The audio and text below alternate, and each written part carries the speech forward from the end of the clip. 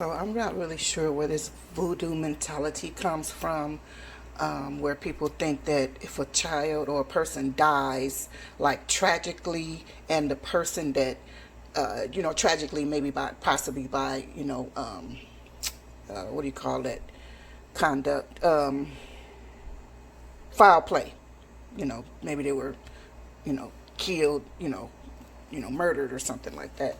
Why do people think that the person that died, the baby, the child, the person, the adult, whatever, that died, soul, spirit will not rest in peace until the person comes forth and uh, um, admits that they did something to the person or something. I don't know where that comes from, but people rest in peace if they're going to rest in peace because their soul is at ease with Jesus. It's not going to, your soul does not rest in peace because they found the murderer that killed the person or whatever. I mean, I don't know where all of these things come from. Are these mixed well, I think they are. Like mixed religions, and I'm talking about really deep things like traditional things like tribalism and tribal things. I believe it comes from stuff like that because it's all entangled, and it's so entangled that it's hard to undo. Your person just really has to renew their minds. Thank God for Jesus. But minds must be renewed in order for individuals to come to Jesus, to know that all of that nonsense that's out there is garbage. It's just stuff that people believed, and no disrespect to people who believe it, but it's not valid. It's hurtful. It's painful. It's dangerous. It's dangerous. That's what it is. It's dangerous to fiddle around with that kind of stuff. Even, I'm just looking at sometimes stuff come in your feed and stuff like that. But I just saw that a child had another child had been I'm going to say abducted and murdered, but it was I don't know what to say because all of these young people jumping in bed with each other, having children out of not just out of wedlock, but it's like unplanned. You're just having children, and you're just having sex. You're not even taking the time to use a condom or anything to prevent pregnancy, not let alone disease, but pregnancy, which brings a life into the world. And if you're not prepared to take care of a child, then you either um first of all, don't do that. Okay, stop out here buck wild, having relations with individuals that you don't even know, or anything. But secondly, if you are pregnant or if you get pregnant and you know good and well that you are not prepared to bring a life into this world to be able to take care of them properly, with emotionally, spiritually, physically, financially, all of that wherewithal you don't have. You don't have it. There are adoption agencies. Now I know foster homes are not, they have a bad rep because some people, they just in it for the money, not for the love of just really nurturing and caring for a child. But if there's a foster care that's good, foster care home or foster home that's good, put the child, help put the child, and foster care put the child up for adoption. If you have a wonderful family member of your, that wants a child, transfer that the responsibility to that person in order for that child to grow up well. Too many children die in the hands of irresponsible people. Okay, and it's just it's not just the ones that die, the ones that even suffer through molestations, through starvation, through poverty, through all of these detrimental events that could be avoided But we gotta, when you, I don't know, we gotta preach Jesus.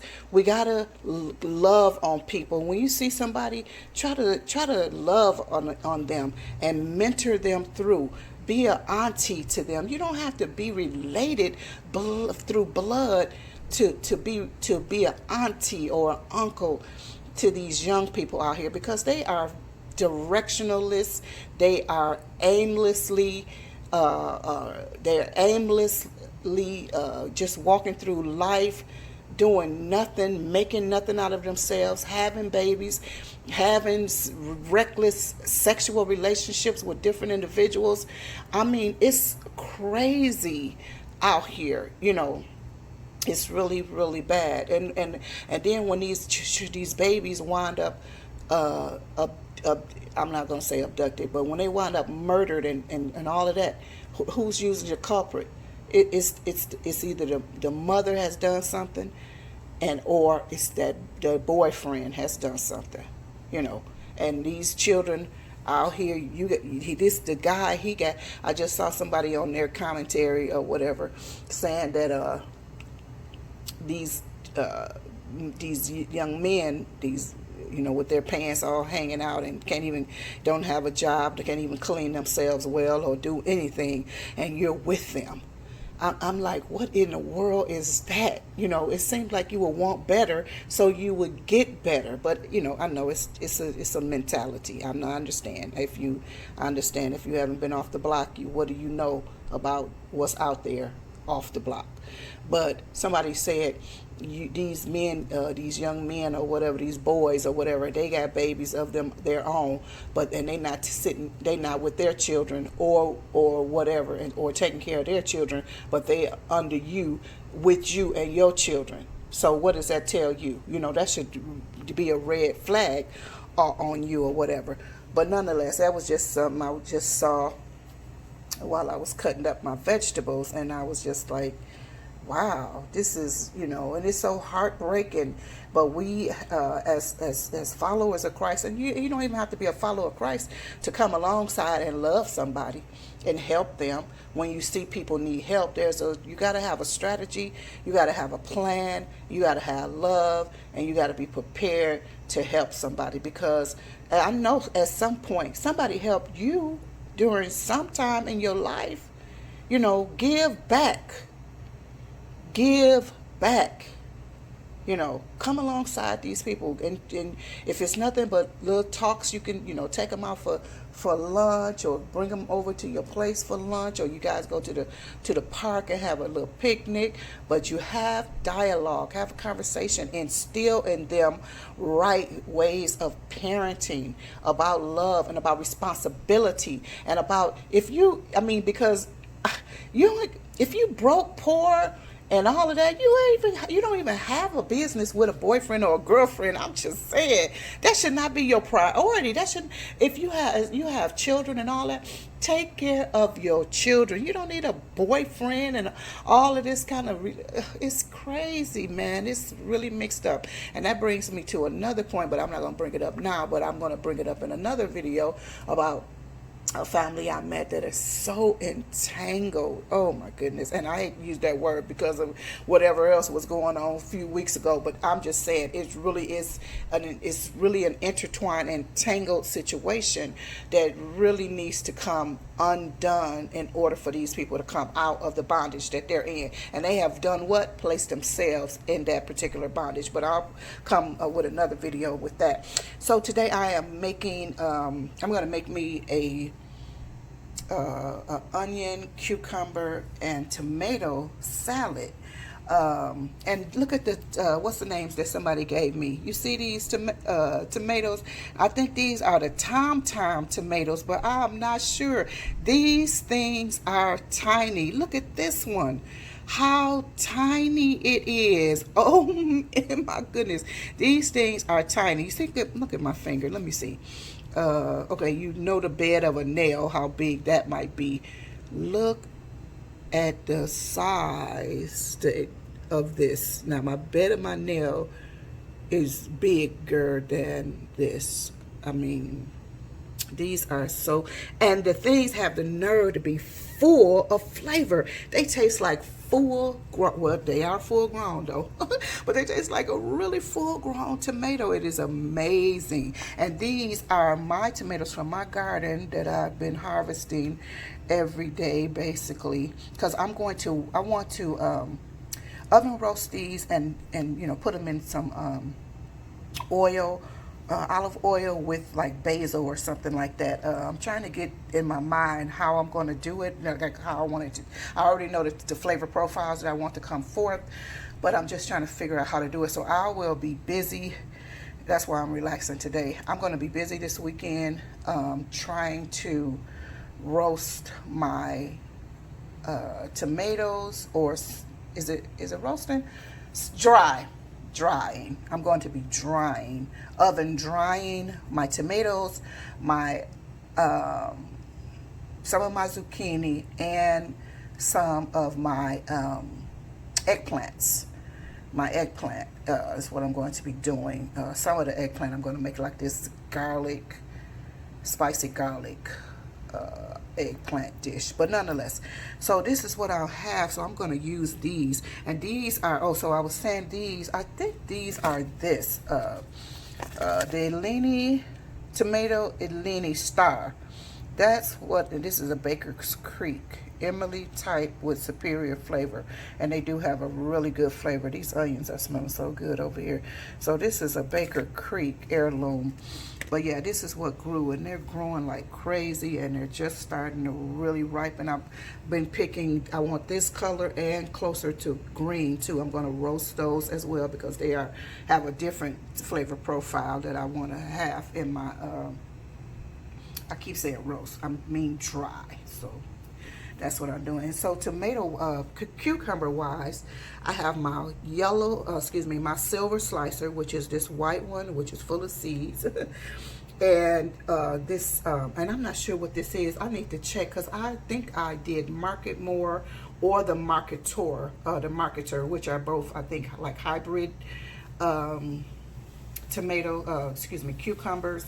And I need to check and see which one, because I like it because the striation on this end is different from the striation on the other end. The striation on the other end looks like a watermelon, and it's so impressive to me. I really, really like them. But nonetheless, so this is a crunchy cucumber that really has a really fresh cucumber taste. Just I'm a cucumber. It's like I'm letting you know I'm a fresh cucumber. So I really like that flavor of that. And this one has a more milder, sweeter taste to it, cucumber. And I just kind of slice these a little bit thinner, and I kind of chunk those because I want to just put together a lovely, like I said, tomato, onion, and cucumber salad.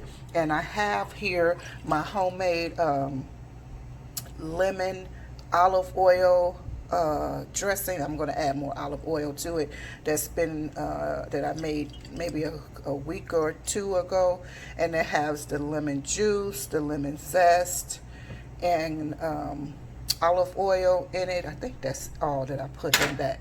But I also want to use this. I had forgotten that I had this submarine dressing. If you see this in your stores, it's so delicious on sandwiches. If you make delicious sandwiches, like a real good sandwich, a real good deli sandwich, pick this up and try it on there. But it's also good as a dressing, or just having with your particular vegetables if you like to drench them or drizzle them in a little oil and eat them with some a French baguette or something like that. So that's what I'm going to be doing, and I may put some strawberries in it. I also have a watermelon. I'm not sure how I'm going to do this yet. I'm just getting ready to mix it up now. And yes, I'm so grateful and I knew other things were behind there. It's just that it's hard to get in between there because on the times when I go out, bees are out there, so I'm not just going to just go into dig my arms all inside of those places, because as it is, I think I got stung yesterday because when I was doing harvesting some tomatoes. Let me see if I can. It's not. It's not focusing, but I think I got stung. I'm not sure. I don't know if that's a sting or I just cut myself. There's no telling. But nonetheless, so yes, I have, because last year I was like, oh man, I would love those lemon cucumbers come forth. They didn't come forth. But this year they came forth, and the only reason I found them is because we were getting some work done, and I had to move my whole container part of my garden out of the way. So because I had to move them, we saw that you can see the backside of the plant, whatever. So I was like, oh my goodness, what in the world? Yep. So it was one. And I didn't look because I had to leave. I was doing something. We moved them, and then I had to leave afterward. But so I harvested this. I shouldn't have took it off, but I was so excited. I cut it. Took it off, but it was another one on there, and then I saw another small one that fell. So I don't know how many are really on there. I haven't had a time to check yet, but I'm going to be checking to see how many on here. But what I'm going to do is taste this. It's not. I don't think it's ready, but it could still have a good taste to it. But let me cut it now, and let me taste it and see what it's gonna look like. You should, because you see it should be yellower once it is riper. I think it will be more yellow. Okay, so let me cut this. This is crazy. Oh my goodness. And the aroma that's coming off of it is so pungent. Wow. It smells very fresh and flavorful. Very close to the silver slicer. It even looks so much almost like the silver slicer, except for the seeds are, oh, why is this not, anyway, the seeds are smaller and more divided or whatever, but they do look very similar. And the smell, and I didn't even put it up to my nose. I just cut it, and all of the fragrance just started coming into my nose. And I like when they're juicy like that. Hold on, let me cut it up a little more. Now it's early in the morning too, but I'm gonna have a salad in the morning, and I'm gonna make my smoothie too. I wanted to have my smoothie first, but these onions are calling my name. They smelling so good, so I just wanted to half it and also slice it. But yeah, this is, wow. Uh-oh, it fell. Okay, it's nice. I can tell it could taste more better once it's more ripened, but it just fell. Let me see if I can, maybe I'll eat this one.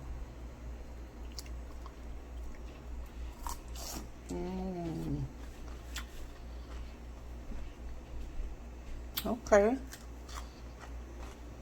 Nice, crunchy. Let me pick this off the floor. Yeah, but it's not like, it smells better than it tastes. It's not like full of flavor yet, but it does need to ripen some. So, but it's good though. It is good. But yeah, this is neat. I was so excited. I get so excited about these things. Like when my Ronde Denise started growing, I was so when I saw them underneath there. My neighbor, he's the one that pointed it out to me. He was like, "Look, because he was surprised. Like, oh, you got round zucchini? You got round zucchini?" I was like, "Oh, where? What?" And then when I saw these, I was so excited. I was like, "Oh my goodness, I can't believe this." But anyway, so this is the salad that I'm getting ready to have. I'm getting ready to do that, and prayerfully tonight, or not even tonight, in a couple of hours after I get finished just chilling more, I'm going to try to put together it's not beef and broccoli, but it is a mushroom and broccoli, which I'm going to give the flavor profile of a beef and broccoli. So it's a vegetarian style beef and broccoli. So that's what I'm going to be doing. So anyway, let me go on and make my salad and everything, and I'll talk to you guys later. Bon appetit. Don't forget what we talked about. Be prayerful. Just pray for people. Just lift up your voice unto God. God knows who people are. You just mention situations to him if you don't know people in these particular situations. But be praying for people, you guys. Be praying. And we also have a intercessory team, intercession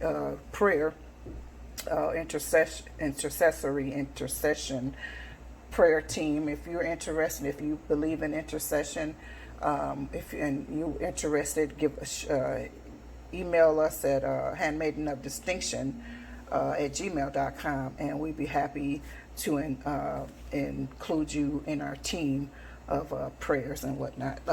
So anyway, thank you so much for watching. Love you very much. Have a great day in this harvest. Have a great day. Harvest a soul for Jesus today, somebody. All right. Thank you so much. Bye bye for now. Let's see.